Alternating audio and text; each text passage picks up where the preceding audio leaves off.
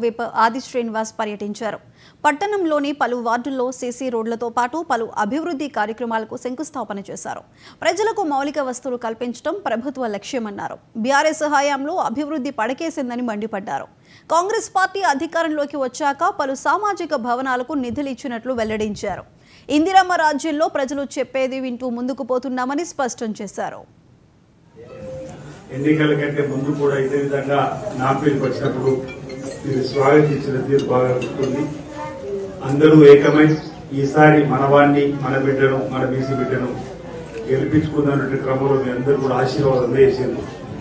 ఆ తర్వాత కూడా మీ ఆశీర్వాదం అందేసిన క్రమంలో గెలుపొందిన తర్వాత మీ అందరూ కూడా ధన్యవాదాలు చెప్పే కార్యక్రమం కూడా పెద్ద ఎత్తున ఈ నాంపల్లి గ్రామంలో మనం చేసుకోవడం జరిగింది.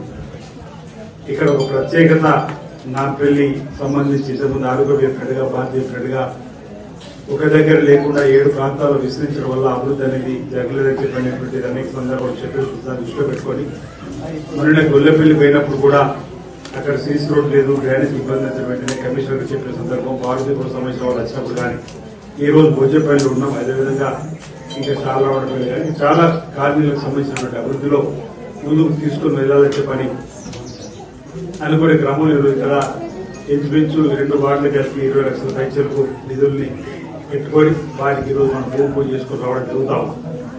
ఈ సందర్భంగా ఇక్కడ మహిళా తల్లులకు సంబంధించి భవన నిర్మాణం పూర్తి కాలేదు.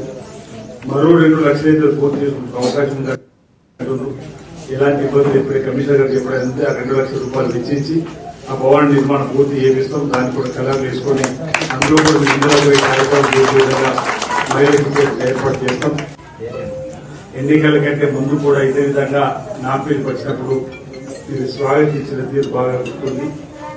అందరూ ఏకమై ఈసారి మనవాణ్ణి, మన బిడ్డను, మన బీసీ బిడ్డను గెలిపించుకుందన్నటువంటి క్రమంలో మీ అందరూ కూడా ఆశీర్వాదం అందజేసింది.